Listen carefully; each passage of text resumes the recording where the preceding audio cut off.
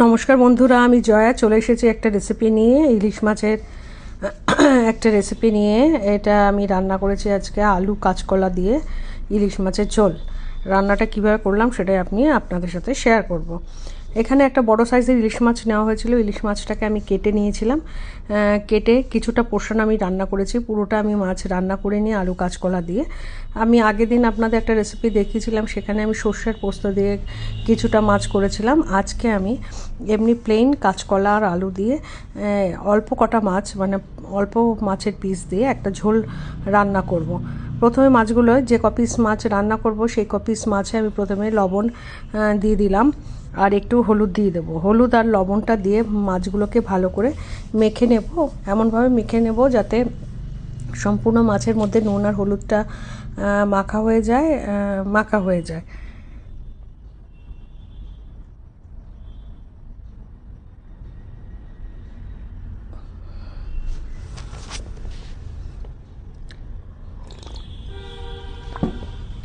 আর এইদিকে আমি পেটির মাছগুলো একটুখানি তেল, ইলিশ মাছের তেল দিয়ে গরম ভাত খাওয়া হবে বলে পেটির মাছগুলোকে ভেজে তেল সমেত একটা পাত্রে তুলে নিয়েছি। মাছ ভাজা হয়ে যাওয়ার পরে সেই তেলে আমি ওই যে মাছগুলো কাঁচকলা দিয়ে রান্না করবো আলু দিয়ে, সেই মাছগুলো ভেজে নিচ্ছি। একটুখানি ভেজে নিচ্ছি। ইলিশ মাছ বেশি ভাজতে হয় না, ইলিশ মাছ বেশি ভাজলে তার স্বাদ চলে যায়। জাস্ট এপিট ওপিট করে একবার করে একটু ভেজে নিচ্ছি, বেশি কড়া করে ভাজবো না।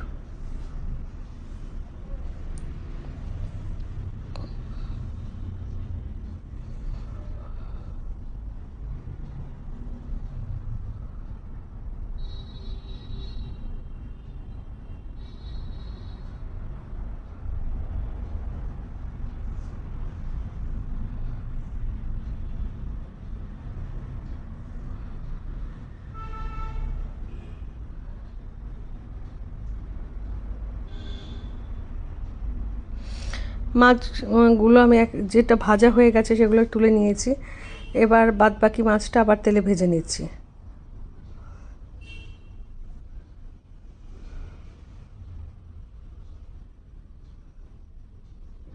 একটুখানি মাছের তেল ছিল, সেই তেলটাও একটু ভেজে নিলাম। নিয়ে মাছগুলোকে জাস্ট এপিট ওপিট করে উল্টে নিচ্ছি।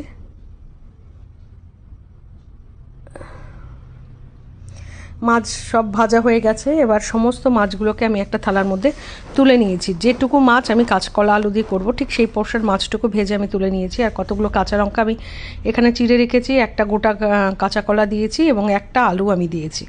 এই দিয়ে আমি আজকে মাছটা রান্না করব, ঠিক আছে।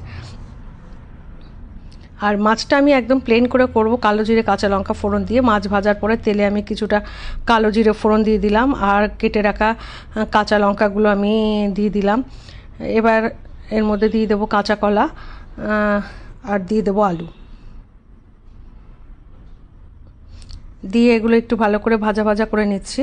আলু আর কাঁচা কলাটা কাঁচা লঙ্কার সাথে ভালো করে একটু ভাজা ভাজা করে নিচ্ছি।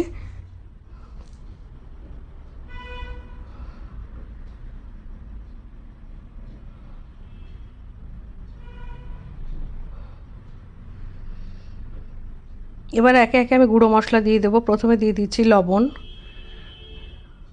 আর দিয়ে দেবো হলুদ গুঁড়ো,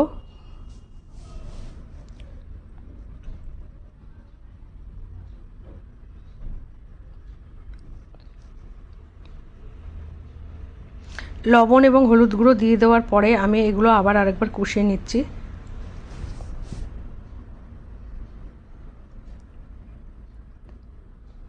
যাতে একটু কাঁচকলা আর আলুটা ভালো করে ভাজা ভাজা হয়। ভাজা ভাজা হয়ে যাওয়ার পরে এবার এর মধ্যে জল দিয়ে দিলাম।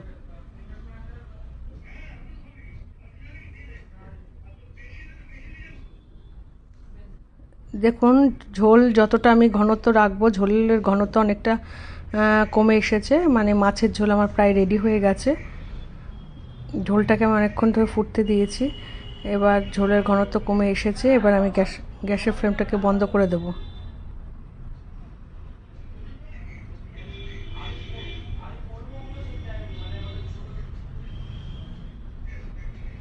হয়ে গেল আলু কাঁচা কলা দিয়ে ইলিশ মাছের ঝোল। দেখুন টেক্সচারটা কেমন হয়েছে।